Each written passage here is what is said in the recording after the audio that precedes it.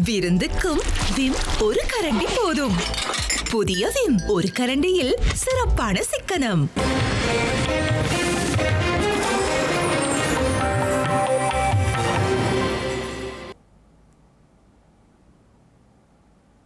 வணக்கம். இது ஐபிசி தமிழின் மதிய நேர பிரதான செய்திகள். முதலில் தலைப்புச் செய்திகள். இலங்கைக்கு 4ஆம் தேதி விஜயம் செய்யும் மோடி, பல புரிந்துணர்வு ஒப்பந்தங்களிலும் கைச்சாத்து. சரத் பொன்சேகாவிற்கு பிரித்தானியா தடை விதிக்காதது ஏன்? சந்தேகம் வெளியிட்ட விமல். சவால்களை எதிர்நோக்கும் தமிழரசு கட்சி, மக்களிடம் பேச இணக்கம். யாழில் உள்ளூராட்சி சபைகளை கைப்பற்ற முயலும் தேசிய மக்கள் சக்தி, இடமளிக்க கூடாது என்கிறார் சுரேஷ். சட்டவிரோத தொழிலுக்கு அனுமதி இல்லை, கடல் வளங்களை பாதுகாக்க விசேட திட்டம் என்கிறார் கடற்றொழில் அமைச்சர். சட்டசபையிலிருந்து வெளியேற்றப்பட்ட அதிமுக உறுப்பினர்கள், சபாநாயகர் அதிரடி. புற்றுநோய் சிகிச்சையின் பக்க விளைவுகளால் பாதிக்கப்பட்ட மன்னர் சார்ல்ஸ், முக்கிய நிகழ்வுகள் இடைநிறுத்தம். இனி விரிவான செய்திகள். இந்திய பிரதமர் நரேந்திர மோடி எதிர்வரும் 4ஆம் தேதி இலங்கைக்கு உத்தியோகபூர்வ விஜயம் மேற்கொள்ள உள்ளதாக ஸ்ரீலங்கா வெளிவிவகார அமைச்சு அறிவித்துள்ளது. இந்திய பிரதமர் நரேந்திர மோடி எதிர்வரும் 4ஆம் திகதி முதல் 6ஆம் திகதி வரை இலங்கையில் தங்கியிருப்பார் என ஸ்ரீலங்கா வெளிவிவகார அமைச்சு அறிவித்துள்ளது. இந்த பயணத்தின் போது இந்திய பிரதமர் மோடி ஸ்ரீலங்கா ஜனாதிபதி அனுரகுமார திசாநாயக்க மற்றும் பிரதமர் ஹரணி அமரசூரிய ஆகியோருடன் இருதரப்பு பேச்சுவார்த்தைகளை நடத்தவுள்ளார். அத்துடன் அனுராதபுரத்திற்கு சென்று புனித ஸ்ரீ மகாபோதியில் வழிபாடு செய்யவுள்ளதுடன் இந்திய அரசின் உதவியுடன் இலங்கையில் செயல்படுத்தப்படும் பல திட்டங்களையும் ஆரம்பித்து வைக்கவுள்ளதாக அந்த அமைச்சு அறிவித்துள்ளது. இந்த பயணத்தின் போது இரு நாடுகளுக்கும் இடையில் பல புரிந்துணர்வு ஒப்பந்தங்களும் கைச்சாத்திடப்படும் என எதிர்பார்க்கப்படுகின்றது. பிரதமர் நரேந்திர மோடியுடன் இந்திய வெளிவிவகார அமைச்சர், தேசிய பாதுகாப்பு ஆலோசகர், வெளியுறவு செயலாளர் மற்றும் இந்திய அரசின் பிற மூத்த அதிகாரிகள் ஆகியோர் இலங்கைக்கு விஜயம் செய்ய உள்ளனர். ஸ்ரீலங்கா முன்னாள் ராணுவ தளபதி ஃபீல்ட் மார்ஷல் சரத் பொன்சேகாவுக்கு பிரித்தானியா தடை விதிக்காமல் இருப்பது சந்தேகத்துக்கு உரியது என தேசிய சுதந்திர முன்னணியின் தலைவரும் முன்னாள் நாடாளுமன்ற உறுப்பினருமான விமல் வீரவன்ச தெரிவித்துள்ளார். விடுதலை புலிகள் அமைப்பை முப்படையினர் இல்லாதொழித்தால்தான் தான் ஜனாதிபதி அனுரகுமார திசாநாயக்க உட்பட அரசியல்வாதிகள் வடக்கு மற்றும் கிழக்குக்கு தைரியமாக செல்கிறார்கள் என்றும் பிரித்தானியாவின் தடையை வன்மையாக கண்டிக்கும் தற்துணிவு அரசாங்கத்துக்கு கிடையாது எனவும் அவர் குறிப்பிட்டுள்ளார். யுத்த காலத்தில் பாரிய மனித உரிமை மீறல்கள் மற்றும் மனித படுகொலைகளில் ஈடுபட்டதாக குற்றம் சாட்டி முன்னாள் பாதுகாப்பு தளபதிகளான சவேந்திர சில்வா, வசந்த கர்ணாகொட மற்றும் ஜெகத் ஜெயசூரிய ஆகியோருக்கு எதிராக பிரித்தானியா தடையை விதித்துள்ளது. அதேபோல விடுதலை புலிகள் அமைப்பிலிருந்து விலகி ராணுவத்திற்கு ஒத்துழைப்பு வழங்கிய கருணா அம்மானுக்கும் தடை விதிக்கப்பட்டுள்ளது. யுத்த காலத்தில் ராணுவ தளபதியாக சரத் பொன்சேகா பதவி வகித்தார். அவரது கட்டளையே சவேந்திர சில்வா, ஜெகத் ஜெயசூரிய ஆகியோர் பதவி நிலை அதிகாரிகள் என்ற அடிப்படையில் செயற்படுத்தினார். அவ்வாறாயின் ஏன் சரத் பொன்சேகாவிற்கு பிரித்தானியா தடை விதிக்கவில்லை? விடுதலை புலிகள் அமைப்பினர் கடல் மார்க்கமாக தப்பிச் செல்வதை அப்போதைய கடற்படை தளபதி வசந்த கர்ணாகொடவே தடுத்தார். 1815ஆம் ஆண்டு காலப்பகுதியில் இலங்கையில் மனித படுகொலையை படுமோசமாக நடத்தி காடுகளை அழித்து பல்லாயிரக்கணக்கான யானைகளை கொன்று தந்தங்களையும் பெறுமதியான சொத்துக்களையும் கடத்தி சென்ற பெரிய பிரித்தானியா இன்று மனித உரிமைகள் குறித்து இலங்கைக்கு பாடம் கற்பிக்கிறது. விடுதலை புலிகள் அமைப்பின் கொள்கைவாதிகளில் பெருமளவானோர் பிரித்தானியாவில் வாழ்கின்றனர். இவர்களை திருப்திப்படுத்துவதற்காகவே பிரித்தானியா தற்போது இந்த தடையை விதித்துள்ளது. விடுதலை புலிகள் அமைப்பின் கொள்கையால் ஈர்க்கப்பட்டவர்கள் இன்று நாட்டில் உள்ளார்கள். பிரித்தானியாவின் தற்போதைய முறையற்ற செயற்பாடு அளிக்கப்பட்ட விடுதலை புலிகள் அமைப்பிற்கு உயிர்ப்பிக்கும் வகையில் உள்ளது. ஏனெனில் கடந்த காலங்களில் நாட்டில் புலிகள் அமைப்புடன் தொடர்புடைய தரப்பினர் தேசியத்திற்கு எதிரான செயற்பாடுகளில் ஈடுபட்டார்கள். நினைவேந்தல் பகிரங்கமாக அனுஷ்டிக்கப்படுகின்றது. பாதுகாப்பு தரப்பு வேடிக்கை பார்த்துக் கொண்டிருக்கிறது.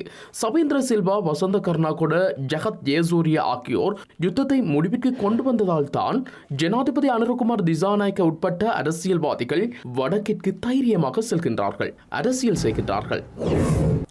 இலங்கையில் சட்டவிரோத கடற்தொழில் நடவடிக்கைகளுக்கு ஒருபோதும் அனுமதி வழங்கப் போவதில்லை என ஸ்ரீலங்கா கடற்தொழில் அமைச்சர் ராமலிங்கம் சந்திரசேகர் தெரிவித்துள்ளார். தடை செய்யப்பட்ட மீன்பிடி முறைகளை உபயோகிப்பதனூடாக கடல் வளங்கள் அழிவடைந்து வரும் நிலையில் சட்டவிரோதமான கடற்தொழில் முறைமைகளுக்கு எப்போதும் அனுமதி வழங்க முடியாது என குறிப்பிட்டுள்ளார். அவ்வாறு எவரும் கைது செய்யப்பட்டால் அவர்களுக்கு தண்டனை வழங்கப்படும் என திருகோணமலையில் இடம்பெற்ற கூட்டத்தில் தெரிவித்திருந்தார். சட்டவிரோதம் என அறிவிக்கப்பட்டிருக்கின்ற எந்த ஒரு தொழிலுக்கும் நான் அனுமதி கொடுக்க போறதுனா இல்லை. ஆனா எனக்கு தெரியும் நீங்கள் கள்ளத்தனம் செய்யும், அதுக்காக உங்களை பின்னால துரத்தி கொண்டு வந்து குடிக்க போறது இல்லை. ஆனா நீங்க உணரணும், சட்டவிரோதமான முறையில் மீன்பிடிகளை நாங்கள் ஊக்குவிக்கின்ற போது எங்களுடைய கடல் வளங்கள் மீனினங்கள் அழிகின்ற தருவாயில் தான். மொட்டர் ட்ரோலிங் ஏன் நம்ம இவ்வளவு சட்டை போடுறோம்? இந்தியனோட வாராங்க வந்து மொட்டர் ட்ரோலிங் செய்து முழு கடல் பரப்பு ஏன்னா கடல்ல இருக்கின்ற கடல் வளங்களையே அழிச்சு கொண்டு போறாங்க. அப்ப அப்படியே தொடர்ந்து செய்யப்படுவாங்க நடக்கும். இன்னொரு 15-20 வருஷத்துக்கு பிறகு கடல்ல மீனினங்கள் உயிரினங்கள் வாழ முடியாது. ஏன்னா மீனினங்கள் வாழக்கூடிய அதற்கான வீடுகள் அதற்கான இடங்கள் எல்லாத்தையும் அழித்தொழிக்கப்படுமாக நடக்கும். பாலைவனமாக மாறுறது தவிர்க்க முடியாது. அண்மையில சட்டமூலம் கொண்டு வரது சட்டமூலம் போட்டிருக்கோம். நீங்க எல்லாம் எடுத்து படிச்சு பார்த்து ஏதாவது ஆலோசனை தான். அந்த சட்டமூலத்தில் நம்ம சொல்றோம் என்னன்னு கேட்டா, சட்டவிரோதம் என அங்கீகரிக்கப்பட்ட தொழிலில் ஈடுபட்டு கைது செய்யப்படுமாக இருந்தால் அவங்க 5 லட்சம் ரூபாய் அபராதம் செலுத்தும். இதனால 25,000 10,000 இருந்துச்சு, 5 லட்சம் ரூபாய் காட்டும். சொல்ல வர இதுகளுக்கு சட்டவிரோதமான இதுகளுக்கு அனுமதி அளிக்க இயலாது. எதிர்வரும் காலங்களில் நாங்கள் பார்க்குற இந்த 3 வருஷத்துள்ளுக்கு இந்த முழு நாட்டையே டிஜிட்டல் மயமாக்குகின்ற வேலைகள் செய்யணும். அந்த வேலை ஒன்றுக்கு நம்மளோட கடல் பரப்பை பாதுகாப்புக்கு அதுக்கும் நவீன தொழில்நுட்பங்கள் கொண்டு வரது. நாட்டுக்கு சேவையாற்ற போதுமான அதிகாரத்தை மக்கள் தேசிய மக்கள் சக்தி அரசாங்கத்துக்கு வழங்கியுள்ள நிலையில் கிராமத்தின் அதிகாரத்தை கோருவதாக எதிர்க்கட்சித் தலைவர் சஜித் பிரேமதாச தெரிவித்திருந்தார். உள்ளூராட்சி மன்ற தேர்தலை இலக்காக கொண்டு ஐக்கிய மக்கள் சக்தியின் அம்பாறை மாவட்ட வேட்பாளர்களுடன் நேற்று இடம்பெற்ற சந்திப்பில் கலந்து கொண்டு உரையாற்றிய போதே இவ்வாறு தெரிவித்திருந்தார். நாட்டுக்கு என்ன நேர்ந்துள்ளது என்று வீதியில் இறங்கி மக்களிடம் கேட்டால் பதில் வழங்குவார்கள். மக்கள் ஏமாற்றப்பட்டுள்ளனர், மக்கள் விரக்தி அடைந்துள்ளனர். பொய் வென்று உண்மை தோற்றுவிட்டது. இன்று மக்கள் வாழ முடியாத நிலையில் வருமானம் இல்லாமல் 3 வேளை கூட சரியாக சாப்பிட முடியாத நிலையை அடைந்துள்ளனர். இதனால் பாடசாலை மாணவர்கள் கூட பாதிக்கப்பட்டுள்ளனர். பால்மா விலைகளும் பொருட்களின் விலைகளும் அதிகரித்துள்ளன. இந்த வேளையில் அரசாங்கம் அழுது புலம்பிக் கொண்டிருக்கின்றது. தேங்காய் தட்டுப்பாட்டுக்கு குரங்குதான் காரணமாம், நாய்களுக்கு சோறு போடுவதே அரிசி தட்டுப்பாட்டிற்கு காரணமாம், இதனால் ஒன்றுமே செய்ய முடியாது என புலம்புகின்றனர். தெளிவான 3/2 பெரும்பான்மையும் நிறைவேற்று அதிகாரத்தையும் வைத்துக் கொண்டு பணியாற்ற முடியாது கிராமத்துக்கு அதிகாரத்தை கோருகின்றனர். தற்போது மின்சார மாபியா நாட்டையே ஆண்டு கொண்டுள்ளது. புதுப்பிக்கத்தக்க எரிசக்தி நாட்டிற்கு நுகர்வோருக்கும் சுற்றுச்சூழலுக்கும் நன்மை பயக்கும். நமது நாட்டில் சூரிய சக்தியை ஒழிக்க தேவையான அனைத்து திட்டங்களையும் வகுத்து தயார் நிலையில் வைத்துள்ளனர். மேற்கூரை சூரிய மின்சக்திக்கான கட்டண விகிதம் குறைக்கப்பட்டு டீசல் மாபியாவிற்கும் எரிபொருள் மாபியாவிற்கும் இடமளித்துள்ளனர். இந்த மாபியாக்களுக்கு இடமளிக்க முடியாது. தேர்தல் காலங்களில் அரசாங்கம் என்னதான் பேசினாலும் இன்று டீசல் எரிசக்தி மாபியாக்களினது அடிமைகளாக மாறியுள்ளது. வவுனியா மாவட்டத்தில் கடந்த காலங்களில் உள்ளூராட்சி மன்றங்களை கைப்பற்றிய கட்சிகள் ஏமாற்றியுள்ளதை மக்கள் தெளிவாக புரிந்து கொண்டுள்ளதாக தேசிய மக்கள் சக்தியின் வன்னி மாவட்ட நாடாளுமன்ற உறுப்பினர் மானா ஜெகதீஸ்வரன் தெரிவித்துள்ளார். தேசிய மக்கள் சக்திக்கான ஆதரவு நாடாளுமன்ற தேர்தலை விட அதிகரித்துள்ளதாகவும் வவுனியா அலுவலகத்தில் இடம்பெற்ற ஊடக சந்திப்பிலேயே சுட்டிக்காட்டியுள்ளார். வவுனியா மாநகர சபையை கடந்த காலங்களிலே கைப்பற்றி அதை ஆட்சி புரிந்த உள்ளூராட்சி ஆட்சி புரிந்த இந்த கட்சிகளிட எடுத்து நோக்குவோமானால் செய்யப்பட வேண்டிய பல்வேறுபட்ட வேலை திட்டங்கள் இருக்கின்றன மக்களுக்கு. உதாரணமாக கூறப்போனால் உட்கட்டமைப்பு வசதிகள், ஏனைய மக்கள் நலனோன்பு திட்டங்கள் போன்றவை நடைமுறைப்படுத்த வேண்டிய தேவைகள் பாரிய அளவிலே காணப்பட்ட போதிலும் உள்ளூராட்சி மன்றங்கள் தங்களுடைய வரி மக்களினுடைய வரி, அதாவது மக்கள் மிகவும் கஷ்டப்பட்டு செலுத்தப்படுகின்ற மக்களால் செலுத்தப்படுகின்ற இந்த வரியை தாங்கள் நிரந்தர சேமிப்பில் வைத்து கிட்டத்தட்ட வர்த்தக வங்கிகளுக்குரிய ஒரு நடவடிக்கை போன்ற ஒரு செயற்பாட்டை செய்து வந்திருப்பது என்பது ஒரு வேதனைக்குரிய விடயமாகும். தேசிய மக்கள் சக்தியின் ஆதரவு என்பது கணிசமான அளவு பாராளுமன்ற தேர்தலை விட கூடிய அளவிலேயே காணப்படுகின்றது. அந்த வகையிலே நிச்சயமாக மக்கள் எங்களுடைய ஆட்சிக்கு ஒரு உறுதியான ஒரு நிலைப்பாட்டை எடுத்து எங்களுக்கு ஆதரவு வழங்குவார்கள் என்ற நம்பிக்கை எங்களுக்கு இருக்கின்றது. நிச்சயமாக வர இருக்கின்ற இந்த 5 வருடத்திலேயும் மக்களாட்சி ஒன்று நிறுவப்படும். அதே போல ஊழல் மோசடியற்ற ஆட்சி ஒன்று நிறுவப்படும். அதற்கான விசாரணைகள், ஊழல்கள் அல்லது மோசடிகள் அல்லது அநியாயங்கள் புரிந்தவர்கள் அனைவருக்கும் எதிராக நாங்கள் நிச்சயமாக நடவடிக்கை எடுப்போம். காலப்போக்கிலே அதை மக்கள் காணக்கூடியதாக இருக்கும் என்று இவ்விடத்திலே தெரிவித்துக் கொள்கிறோம். இலங்கை தமிழரசு கட்சிக்கு தற்போதைய தேர்தல் சூழ்நிலைகள் சவால் மிக்கதாக காணப்படுவதாக முன்னாள் நாடாளுமன்ற உறுப்பினர் எம். ஏ. சுமந்திரன் தெரிவித்துள்ளார். தேர்தல் நடைபெறவுள்ள இந்த காலப்பகுதியில் பிரச்சினைகளை மக்களோடு நேரடியாக பேசி தீர்ப்பதனால் மாத்திரமே கட்சி வெற்றியை பெற முடியும் எனவும் அவர் குறிப்பிட்டுள்ளார். வவுனியாவில் தமிழரசு கட்சி வேட்பாளர்களை அறிமுகப்படுத்தும் நிகழ்வில் கலந்து கொண்டு உரையாற்றிய போதே எம். ஏ. சுமந்திரன் இவ்வாறு தெரிவித்துள்ளார். தொடர்ச்சியாக தங்களுக்கு சேவையாற்றிக் கொண்டிருக்கிறது அல்லது தங்களுடைய உடனடி தேவைகளை கவனிக்கிற விதத்திலே நாங்கள் செயற்படுகிறோமா இல்லையா என்பதை குறித்து மக்கள் மத்தியிலே சந்தேகங்கள் நிலவுகின்றன. அடிமட்டத்திலே மக்களுடைய நாளாந்த பிரச்சனைகள் சம்பந்தமாக உள்ளூராட்சி மன்றங்களுக்கு கொடுக்கப்பட்டிருக்கிற அதிகாரங்களையும் நாங்கள் உபயோகிக்க வல்லவர்கள் என்பதை அவர்களுக்கு காண்பிக்க வேண்டியவர்களாக இருக்கிறோம். இந்த அதிகாரங்களை நாங்கள் கையாள தெரியாதவர்கள் என்று மக்கள் நினைத்தால் அரசியல் அதிகாரங்களை கேட்பதிலே பிரயோஜனம் இல்லை என்ற முடிவுக்கும் அவர்கள் வரலாம். வேட்பாளர்களுடைய எண்ணிக்கை வவுனியா மாவட்டத்திலே மட்டும் 99 பேர். 3 மாவட்டங்களுக்கு 9 பேர் இருந்த இடத்திலே இங்கே ஒரு மாவட்டத்துக்கு 99 பேர் இருக்கிறீர்கள். ஒவ்வொரு வாக்காளரையும் ஒவ்வொரு வேட்பாளரும் சந்திக்கக்கூடிய தருணம் இருக்கிறது. ஒரு தடவை அல்ல, பல தடவைகள் சந்திக்கக்கூடிய தருணம் இருக்கிறது. அதை செய்ய வேண்டும். நேரடியாக பேச வேண்டும். அவர்கள் கேட்கிற கேள்விகளுக்கு பதில் சொல்ல வேண்டும். அமர இருந்து அவர்களுக்கு விளக்கம் சொல்ல வேண்டும். வவுனியா மாவட்டத்தில் இருக்கிற சபைகள் அனைத்தையும் நாங்கள் கைப்பற்றுவதாக இருந்தால் இந்த 99 பேரும் நாளாந்தம் உழைக்க வேண்டும். நாளாந்தம் மக்களை சந்திக்க வேண்டும். ஒரு மாதத்துக்கு மேற்பட்ட கால அவகாசம் இருக்கிறது. முழு மூச்சாக நாங்கள் இயங்குவோமாக இருந்தால் அடிமட்டத்தில் பிரச்சார கூட்டங்கள் அது வேறு. ஆனால் மக்களை நேரடியாக சந்திக்கிற செயற்பாட்டிலே நாங்கள் திறம்பட செயற்படுவோமாக இருந்தால் சகல சபைகளை எங்களுடைய நிர்வாகத்திற்கு நாங்கள் கொண்டு வரலாம். நடைபெறவுள்ள உள்ளூராட்சி மன்ற தேர்தலில் யாழ்ப்பாணத்தில் உள்ள சபைகளை கைப்பற்ற தேசிய மக்கள் சக்தி அரசாங்கம் முயற்சிப்பதாகவும் இதற்கு தமிழ் மக்கள் இடமளிக்க கூடாது எனவும் ஜனநாயக தமிழ் தேசிய கூட்டணியின் இணைத் தலைவர் சுரேஷ் பிரேமச்சந்திரன் தெரிவித்துள்ளார். ஜனநாயக தமிழ் தேசிய கூட்டணியின் சாவகச்சேரி பிரதேச சபை வேட்பாளர் அறிமுக கூட்டம் நேற்று இடம்பெற்ற போதே அவர் இதனை கூறியிருந்தார்.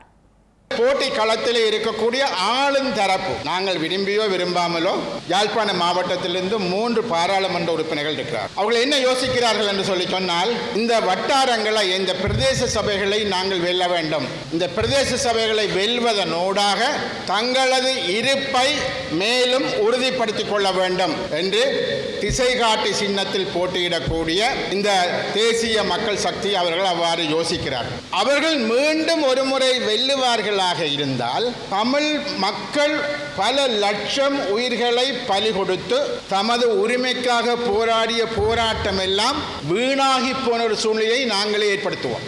ஆகவே நீங்கள் ஒரு வட்டாரத்தில் அல்லது இந்த ஒரு பிரதேச சபையில் நீங்கள் முக்கியமாக போட்டி போடுகிறீர்கள் என்று சொல்ல பொழுது நீங்கள் நினைக்க வேண்டும், முக்கியமாக அரசு தரப்பில் இருந்து, ஆளும் தரப்பில் இருந்து, சிங்கள தரப்பில் இருந்து ஒருவரை நாங்கள் இதிலிருந்து நாங்கள் தெரிவு செய்யக்கூடாது என்பதில் முதல் நீங்கள் தெளிவாகவும் கவனமாகவும் இருக்க வேண்டும். அது என்ன பொறுத்தவரை அது ஒரு முன்னுரிமை கொடுக்க வேண்டிய ஒரு செயல். நாங்கள் அதில் தவறு விட்டோமாக இருந்தால் இது என்ன உள்ளூராட்சி சபைதானே, எவன் வந்தால் என்ன, அப்படி அல்ல. இதற்கும் ஒரு அரசியல் இருக்கிறது. இவர்கள் என்ன செய்வார்கள், உடனடியாகவே வெளிநாடுகளுக்கு எங்கள் சாவகச்சேரி பிரதேச சபை எங்களது வசந்தான் இருக்கிறது, அல்லது நல்லூர் பிரதேச சபை எங்களது வசந்தான் இருக்கிறது, யாழ்ப்பாண மாநகர சபை எங்களிடம் தான் இருக்கிறது என்றால் அதற்கான பரிமாணமே மாறிவிடும். உலகம் தமிழ் மக்களுடைய கோரிக்கைகள் எதையுமே கண்டுகொள்ள வேண்டிய தேவை இல்லாமல், ஆகவே அந்த அந்த அந்த அந்த பிரச்சனைகளை தயவு செய்து நீங்கள் புரிந்து கொள்ள வேண்டும். அது மிக மிக முக்கியமானது என நான் நம்புகின்றேன். சர்வஜன அதிகாரம் கட்சியின் தலைவரும் நாடாளுமன்ற உறுப்பினருமான திலீப் ஜெயவீர வவுனியா மாவட்டத்தில் உள்ளூராட்சி தேர்தலில் போட்டியிடும் வேட்பாளர்களை சந்தித்து கலந்துரையாடியுள்ளார். குறித்த சந்திப்பானது வவுனியாவில் உள்ள தனியார் விருந்தினர் விடுதியில் இடம்பெற்றிருந்தது. இதன்போது உள்ளூராட்சி தேர்தல் தொடர்பாக கட்சி மற்றும் வேட்பாளர்களின் செயற்பாடுகள் தொடர்பாக கலந்துரையாடப்பட்டிருந்தது. நிகழ்வில் வவுனியா மாவட்டத்தில் போட்டியிடும் உள்ளூராட்சி வேட்பாளர்கள் மற்றும் ஆதரவாளர்கள் கலந்து கொண்டிருந்தமை குறிப்பிடத்தக்கது. கிளிநொச்சி மாவட்டத்தின் ஒருங்கிணைப்பு குழு கூட்டம் கடற்தொழில் அமைச்சரும் மாவட்ட ஒருங்கிணைப்பு குழு தலைவருமான ராமலிங்கம் சந்திரசேகர் தலைமையில் ஆரம்பமாகியுள்ளது. கிளிநொச்சி மாவட்டத்தின் ஒருங்கிணைப்பு குழு கூட்டம் கிளிநொச்சி மாவட்ட செயலக மாநாட்டு மண்டபத்தில் இன்று வடமாகாண ஆளுநர் நாகலிங்கம் வேதநாயகனின் பங்கேற்புடன் ஆரம்பமாகியுள்ளது. கிளிநொச்சி மாவட்ட பதில் அரசாங்க அதிபர் எஸ் முரளிதரனின் வரவேற்புரையுடனும் மாவட்டத்தின் அபிவிருத்தி விடயங்களை உள்ளடக்கிய முன்மொழிவுடனும் கூட்டம் ஆரம்பித்து வைக்கப்பட்டது. இதன்போது மத்திய மற்றும் மாகாண அமைச்சுக்களால் கிளிநொச்சி மாவட்டத்தில் மேற்கொள்ளப்பட்டு வரும் அபிவிருத்தி திட்டங்கள் தொடர்பில் விளக்கமளிக்கப்பட்டதுடன் அவை தொடர்பான விடயங்கள் விரிவாக ஆராயப்பட்டன. மேலும் கிளிநொச்சி மாவட்டத்தில் இடம்பெறும் பல்வேறு சட்டவிரோத செயற்பாடுகளை கட்டுப்படுத்த விசேட திட்டங்களை வகுத்தல் தொடர்பாகவும் உடனடி நடவடிக்கைகளை நடைமுறைப்படுத்துவதற்கான அறிவுறுத்தல்களும் வழங்கப்பட்டன. யாழ்ப்பாணம் மானிப்பாய் கட்டக்கடை அரசடி விநாயகர் ஆலய வருடாந்த மகோற்சவ திருவிழா இன்றைய தினம் கொடியேற்றத்துடன் ஆரம்பமாகியுள்ளது.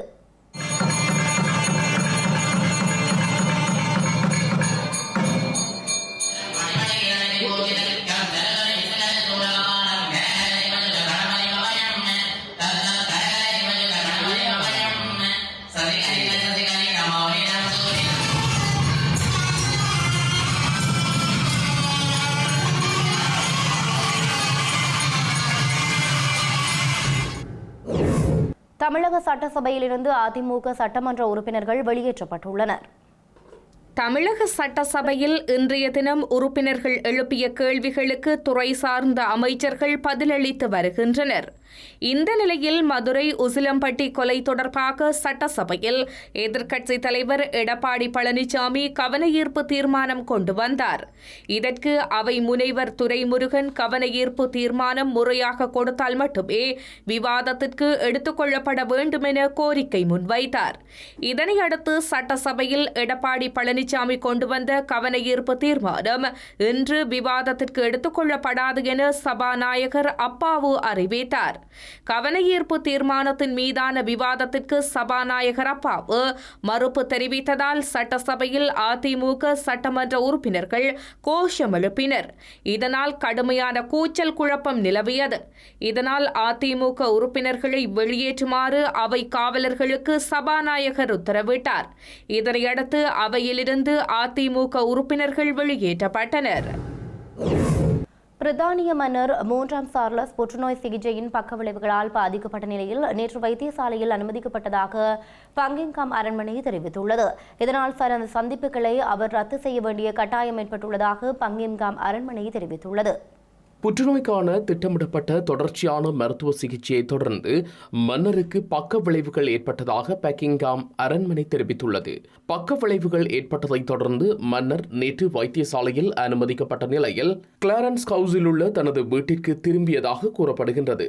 மன்னர் வீட்டில் நல்ல நிலையில் இருப்பதாகவும் அங்கு அவர் பணிபுரிந்து வருவதாகவும் கூறப்படுகின்றது. மருத்துவ ஆலோசனையின் பேரில் முன்னெச்சரிக்கை நடவடிக்கையாக இன்று அவரது நிகழ்ச்சிகள் மாற்றி அமைக்கப்பட்டதாக கூறப்படுகின்றது. செய்திகளின் நிறைவாக மீண்டும் தலைப்புச் செய்திகள். இலங்கைக்கு 4ஆம் தேதி விஜயம் செய்யும் மோடி, பல புரிந்துணர்வு ஒப்பந்தங்களிலும் கைச்சாத்து. சரத் பொன்சேகாவிற்கு பிரித்தானியா தடை விதிக்காதது ஏன்? சந்தேகம் வெளியிட்ட விமல்.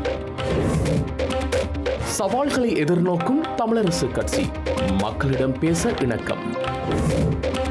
யாழில் உள்ளூராட்சி சபைகளை கைப்பற்ற முயலும் தேசிய மக்கள் சக்தி, இடமளிக்க கூடாது என்கிறார் சுரேஷ். சட்டவிரோத தொழிலுக்கு அனுமதி இல்லை, கடல் வளங்களை பாதுகாக்க விசேட திட்டம் என்கிறார் கடற்தொழில் அமைச்சர். சட்டசபையிலிருந்து வெளியேற்றப்பட்ட அதிமுக உறுப்பினர்கள், சபாநாயகர் அதிரடி. புற்றுநோய் சிகிச்சையின் பக்க விளைவுகளால் பாதிக்கப்பட்ட மன்னர் சார்ல்ஸ், முக்கிய நிகழ்வுகள் இடைநிறுத்தம். இத்துடன் ஐபிசி தமிழின் மதிய நேர பிரதான செய்திகள் நிறைவு பெற்றன. உடனுக்குடன் செய்திகளை அறிந்து கொள்ள ibctamil.com என்ற இணையதளத்தை பார்வையிடுங்கள். வணக்கம்.